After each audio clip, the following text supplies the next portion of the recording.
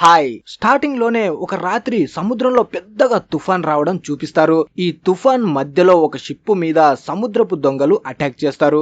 ఈ షిప్ లో ఉన్న చాలా మందిని దారుణంగా చంపేస్తారు. అలాగే అదే షిప్ కెప్టెన్ అయిన బోటన్ ని బంధిస్తారు. ఎందుకంటే బోటన్ షిప్ నుండి కొంత ఖజానా వాళ్ళకి దొరుకుతుంది. దానిపై సముద్రపు దొంగల ముద్ర ఉంటుంది. నిజానికి ఈ దొంగల బంగారాన్ని ముందు ఎవరో దొంగిలించి తీసుకువెళ్లారు. ఇప్పుడు వాళ్ళు దాన్నే తిరిగి దక్కించుకోవడం కోసం వేట మొదలు పెడతారు.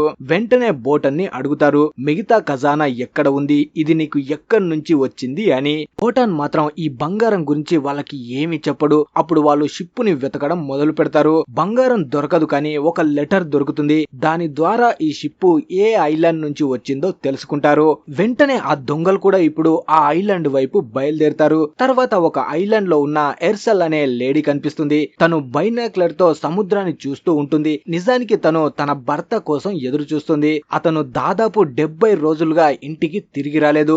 అలా చాలా సేపు అక్కడే ఉండి తన భర్త రాకపోవడంతో బాధగా తిరిగి ఇంటికి వస్తుంది. అప్పుడే ఇంట్లో తన కొడుకు కనిపిస్తాడు. ఆ కుర్రాడు నడవలేడు. అలాగే తన కొడుకుతో పాటు తన భర్త చెల్లెలు కూడా అదే ఇంట్లో ఉంటుంది. ఆ అమ్మాయి తను ప్రేమించిన కుర్రాడితో ఇల్లు వదిలి వెళ్లిపోవాలి అనుకుంటుంది. కానీ ఈ విషయం గురించి ఎర్సెల్ కి ఏమీ చెప్పదు. తర్వాత రాత్రి అయ్యాక ఆ అమ్మాయి తన పేరు ఎలిజబెత్, తను ఎర్సెల్ కోసం ఒక లెటర్ ని రాస్తుంది. అలాగే ఇంటి నుంచి పారిపోవడానికి రెడీ అవుతుంది. తర్వాత మనకి ఎలిజబెత్ లవర్ కనిపిస్తాడు. తను కూడా వాళ్ళు కలవాల్సిన ప్లేస్ కి వస్తాడు. కానీ ఎలిజబెత్ రావడానికి ముందే అక్కడికి కొంతమంది విచిత్రమైన వాళ్ళు వచ్చి తన మీద దాడి చేస్తారు. ఈ కుర్రాడు మాత్రం చాలా భయపడుతూ కనిపిస్తాడు. తర్వాత ఎలిజబెత్ కనిపిస్తుంది. తను తన సామాన్లను తీసుకుని ఎర్సెల్ గదిలోకి వచ్చి ఎర్సెల్ కొడుకుని ప్రేమగా చూసి అక్కడ లెటర్ పెట్టి అక్కడి నుంచి బయటికి వస్తుంది. బయటకి వస్తున్నప్పుడు బాటిల్స్ సౌండ్ రావడం వల్ల ఎర్సెల్ నిద్రలేస్తుంది. వెంటనే ఆమె విండో నుంచి బయటకు చూస్తుంది. అక్కడ తనకి ఎలిజబెత్ కనిపించదు, కానీ ఎవడో గుర్తు తెలియని వ్యక్తి కనిపిస్తాడు. దాంతో తను అనుకుంటుంది ఇక్కడ ఏదో తేడా జరగబోతుందని. వెంటనే తలుపుని లాక్ చేసి తన కొడుకుని బేస్మెంట్ లో దాచిపెట్టి ఇంట్లో ఉన్న గన్ను తీసుకుని తలుపు దగ్గర నిలబడుతుంది. కానీ తలుపు తెరుచుకునే లోపే వెనక నుంచి ఎవరో వచ్చి తనపై దాడి చేస్తారు. తర్వాత ఇంకొంతమంది కూడా వచ్చి ఆమెని దారుణంగా కొడతారు. అప్పుడే స్కౌట్ అనేవాడు ఆమె ముందు బంగారం బిస్కెట్ చూపిస్తూ మిగతా ఖజానా ఎక్కడ ఉందని అడుగుతాడు. ఎర్సెల్ మాత్రం నాకు ఆ ఖజానా గురించి ఏమీ తెలీదు అంటుంది. దాంతో అతనికి ఇంకా కోపం వస్తుంది. ఎర్సెల్ ని మళ్ళీ కొట్టమని తన వాళ్ళకి చెప్తాడు. ఇక్కడ ఎలిజబెత్ తన లవర్ దగ్గరికి వస్తుంది, కానీ అప్పటికే అతన్ని చంపేసి ఉంటారు. ఆ కుర్రాడి శవాన్ని చూసి భయంతో తను చాలా ఏడుస్తుంది. అప్పుడే సముద్రపు దొంగల షిప్ ఐలాండ్ పైకి వస్తుంది. వాళ్ళ కెప్టెన్ కార్నర్ పెద్ద సైన్యంతో అక్కడికి వచ్చి ఉంటాడు. ఐలాండ్ పైన ఉన్న ప్రజలు ఆ సముద్రపు దొంగల్ని చూసి చాలా భయపడతారు. ఆ భయంతోనే ఆడాలని, ముసలి వాళ్ళని, పిల్లల్ని చర్చిలో వెళ్లి దాచిపెడతారు. మిగతా వాళ్ళు ఆయుధాలని తీసుకొని ఆ పైరట్స్ పైకి సిద్ధమవుతారు. కానీ పైరట్స్ వద్ద గన్స్ ఉండడంతో వాళ్ళు గెలవలేకపోతారు. ఒక్కొక్కరిని దారుణంగా చంపేసి అప్పుడే కార్నర్ బోటన్ ఇంటి గురించి అడుగుతాడు. ఇక్కడ స్కౌట్ ఎర్సెల్ ని బంధిస్తాడు. కానీ ఎర్సెల్ నిజానికి చాలా శక్తివంతురాలు. ఆమె తన కట్లను విడిపించుకొని ఒక వారియర్ లాగా పోరాడుతూ అందరినీ చంపేస్తుంది. తర్వాత చర్చి ఫాదర్ ఎర్సెల్ దగ్గరికి వచ్చి సముద్రపు దొంగలు నీ గురించే వెతుకుతున్నారు, నీ ఇంటి దగ్గరికి వస్తున్నారు అని తను రాబోయే ప్రమాదం గురించి చెప్తాడు. వెంటనే ఎర్సెల్ తన కొడుకుని కాపాడడానికి ఆ చర్చి ఫాదర్ తో పంపిస్తుంది. తను మాత్రం ఎలిజబెత్ ని వెతకడానికి బయలుదేరుతుంది. తర్వాత కొంతసేపటికి ఇద్దరు కలుసుకుంటారు. అలా ఎర్సెల్ ఎలిజబెత్ దగ్గరికి వెళ్లి తనని తిరిగి ఇంటి దగ్గరికి తీసుకువస్తుంది. ఇక్కడ సముద్రపు దొంగలు ఎర్సెల్ ఇంటిని మొత్తం వెతుకుతారు, కానీ ఖజానా ఎక్కడ దొరకదు. అప్పుడే కార్నర్ బయట వెతుకుతూ ఉంటే తనకి ఎర్సెల్ కొడుకు వీల్ చైర్ గుర్తులు కనిపిస్తాయి. వాటిని ఫాలో అవుతూ అడవిలోకి వస్తే ఆ చర్చి ఫాదర్ ఇంకా ఎర్సెల్ కొడుకు వాళ్ళకి కనిపిస్తారు. వాళ్ళ మీద అటాక్ చేయడానికి ముందే ఎర్సెల్ అక్కడికి వచ్చి వాళ్ళని కాపాడి అలాగే చిన్న పడవ ద్వారా వాళ్ళ ముందు ఉన్న నదిని దాటిస్తుంది. కానీ ఆ చర్చి ఫాదర్ మాత్రం వాళ్ళని కాపాడడానికి తను చనిపోతాడు. చూడ్డానికి నది పెద్ద లోతు లేనట్టే ఉంటుంది. వెంటనే కార్నర్ మనుషులు ఎర్సెల్ వాళ్ళని పట్టుకోవడం కోసం ఆ నదిలోకి దిగుతారు. కానీ ఆ నదిలో మొసళ్ళు ఉంటాయి. వెంటనే వాళ్ళపై అటాక్ చేసి చాలా మందిని దారుణంగా చంపేస్తాయి. కొంతమంది నది దాటి ఎర్సెల్ దగ్గరికి వస్తారు. తను ధైర్యంగా ఒక చాకుతో అందరితో పోరాడి వాళ్ళని చంపుతుంది. చివరికి కార్నర్ ఇలా అయితే తనని పట్టుకోలేమని నీ భర్త నాతో బందీగా ఉన్నాడు, వాడు ప్రాణాలతో కావాలంటే మొత్తం ఖజానాని నా దగ్గరికి తీసుకొని రావాలి అంటాడు. తర్వాత ఎర్సెల్ తను రహస్యంగా వచ్చిన ప్లేస్ కి వెళ్లి దాక్కుంటుంది. అప్పుడే ఎలిజబెత్ అసలు వాళ్ళు ఎవరు, ఇంతకు ముందు నువ్వు ఏం చేసేదానివని అడుగుతుంది. దాంతో ఎర్సెల్ తన గతాన్ని చెప్తుంది. తను కూడా ఒకప్పుడు పైరెట్, నేను ఒక షిప్ కి కెప్టెన్ గా ఉండేదాన్ని. ఈ కార్నర్ వాళ్ళు మా షిప్ పై అటాక్ చేసి నా వాళ్ళందరినీ చంపేశారు. నన్ను మాత్రం వాళ్ళతో తీసుకువెళ్లి నన్ను పైరెట్ గా మార్చడానికి చాలా ట్రైనింగ్ ఇచ్చారు. అలా నేను పైరెట్ అయిన తర్వాత షిప్ కి కెప్టెన్ గా కూడా ఉన్నాను. కానీ నాకు నీ అన్నతో పెళ్లి అయ్యాక అన్నిటిని వదిలేశాను. కానీ వాళ్ళే ఇప్పుడు ఖజానాన్ని వెతుక్కుంటూ వచ్చారు. నేను ఈ గోల్డ్ ని వాళ్ళ దగ్గరికి తీసుకువెళ్తున్నాను అని మళ్ళీ ఎలిజబెత్ కి చెప్తుంది. నేను తిరిగి రాకపోతే వెంటనే నా కొడుకుని తీసుకొని బయట ఉన్న బోట్ లో ఇక్కడ నుంచి పారిపోండి, నా గురించి ఆలోచించకు, నేను ఎలాగైనా తప్పించుకొని మిమ్మల్ని కనిపెడతాను అంటుంది. ఇక్కడ కార్నర్ ఎర్సెల్ భర్త అయిన బోటన్ ని తీసుకొని తన ఇంటి దగ్గరికి వస్తాడు. ఇంటి బయట రక్తాన్ని చూసి బోటన్ ఈ జంగిల్ నా కొడుకులు తన కొడుకుని చంపేశారేమో అనుకుంటాడు. అలా కార్నర్ వాళ్ళు ఎర్సెల్ కోసం వెయిట్ చేస్తుంటారు. కానీ ఎర్సెల్ తెలివిగా రహస్య మార్గం నుంచి ఇంటికి వచ్చి అక్కడ ఉన్న వాళ్ళను చంపి బోటన్ ని బంధించిన దగ్గరికి వెళ్తుంది. తన భర్తకి సారీ చెప్తుంది, ఇదంతా తన వల్లే జరిగింది అని.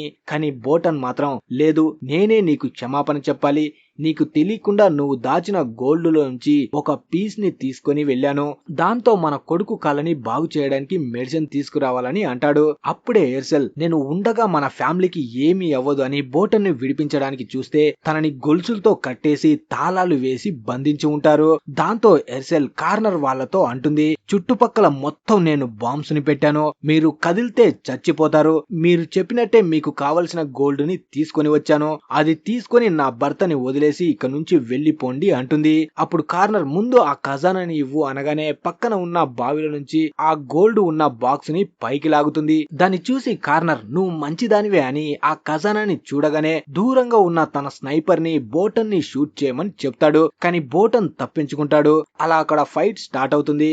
తన భర్తని వదిలేయమని ఎంత అడిగినా కార్నర్ వినకుండా తన కళ్ళ ముందే బోటన్ ని దారుణంగా చంపేస్తాడు. బోటన్ ని కాపాడడానికి తను ముందుకు వస్తూ ఉంటే తన కాలిపై షూట్ చేస్తారు. తన కళ్ళ ముందే తన భర్త చనిపోతున్నప్పుడు ఏమీ చేయలేక తను చాలా బాధపడుతుంది. కానీ కార్నర్ మాత్రం ఎర్సెల్ దగ్గరికి వచ్చి తన జుట్టు పట్టుకొని నీకు ఇంకో అవకాశం ఇస్తున్నాను, తిరిగి నాతో పాటు వచ్చాయి, నా షిప్ కి నువ్వే కెప్టెన్ గా ఉండు అంటాడు. కానీ ఇప్పుడు తను అన్నిటికీ తెగిస్తుంది.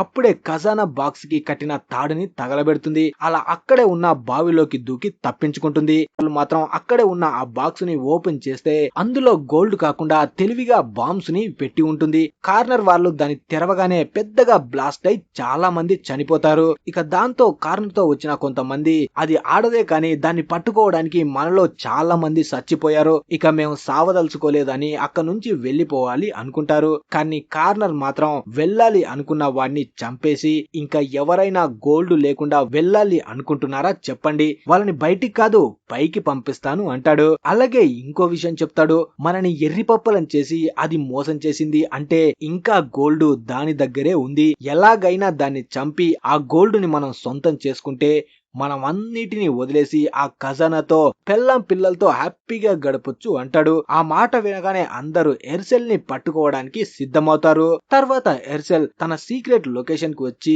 ఎలిజబెత్ తో కలిసి తనకి దిగిన బుల్లెట్ ని తీసుకుంటుంది. ఇప్పుడు తను చాలా బాధతో తన కొడుక్కి ఎలిజబెత్ కి నిజం చెప్తుంది, నీ బ్రదర్ ప్రాణాలతో లేడు అని. ముగ్గురు చాలా బాధపడతారు. ఇక్కడ కార్నర్ ఎర్సెల్ ని వెతకడం స్టార్ట్ చేస్తాడు. తన మొత్తం ఇంటిని తగలబెడతాడు. ఇప్పుడు ఎర్సెల్ కూడా నిర్ణయం తీసుకుంటుంది, ఈ యుద్ధం ఆగాలంటే నేనైనా కార్నర్ అయినా ఎవరో ఒక్కరే బతకాలి అని పోరాటానికి మొత్తం సిద్ధం చేసుకుంటుంది. కొంతసేపటికి ఎర్సెల్ ఉన్న ప్లేస్ కి కార్నర్ వాళ్ళు వస్తారు. వాళ్ళ కంట పడకుండా దాక్కొని ఎర్సెల్ ఒక్కొక్కరిని షూట్ చేసి చంపుతుంది. అలా ఇప్పుడు కార్నర్ మనుషులు కొంతమంది మిగలడంతో కార్నర్ అంటాడు, ఇలా దాక్కొని చంపడం కాదు, దమ్ముంటే ముందుకు వచ్చి పోరాడు అని. దాంతో ఎర్సెల్ వాళ్ళ ముందుకు వస్తుంది. అదే టైంలో ఎలిజబెత్ ఆ కుర్రాడిని తీసుకొని అక్కడి నుంచి పారిపోతుంటే ఒకడు వాళ్ళని ఆపుతాడు. అప్పుడే ఆ కుర్రాడు ఎర్సెల్ ఇచ్చిన కత్తితో వాడిపై అటాక్ చేస్తాడు. ఎలిజబెత్ కూడా గాయపడుతుంది. మళ్ళీ ఇద్దరు అక్కడి నుంచి పారిపోతుంటే వాడికి కత్తి దిగినా సరే వీళ్ళని వదిలిపెట్టాడు. కానీ ఎలిజబెత్ తెలివిగా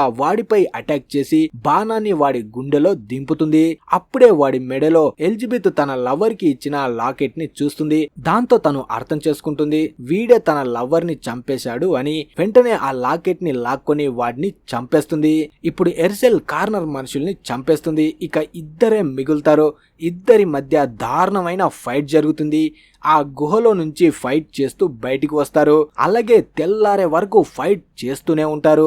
ఎర్సెల్ కి చాలా గాయాలవుతాయి. అప్పుడే కార్నర్ అంటాడు, ఇప్పటికైనా నీ ఓటమిని ఒప్పుకొని నాతో వచ్చేయి అని. కానీ ఎర్సెల్ మాత్రం ఓటమిని ఒప్పుకోవడం కంటే చచ్చిపోవడమే మంచిది అనుకుంటుంది. వెంటనే కార్నర్ తనని చంపబోతుంటాడు. కానీ వెనక నుంచి ఎలిజబెత్ వచ్చి కార్నర్ ని షూట్ చేస్తుంది. అప్పుడే టైం చూసి ఎర్సెల్ కత్తిని కార్నర్ గుండెల్లో దింపి చంపేస్తుంది. అలా యుద్ధం ముగుస్తుంది.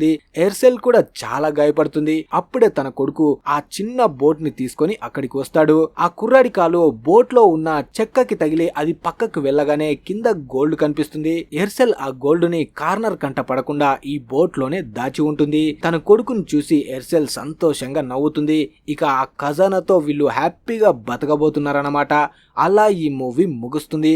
మరి ఈ మూవీ మీకెలా అనిపించింది అనేది కింద కామెంట్ చేసి చెప్పండి. అలాగే వీడియో నచ్చితే లైక్, షేర్, సబ్స్క్రైబ్ తప్పకుండా చేయండి. Thanks for watching.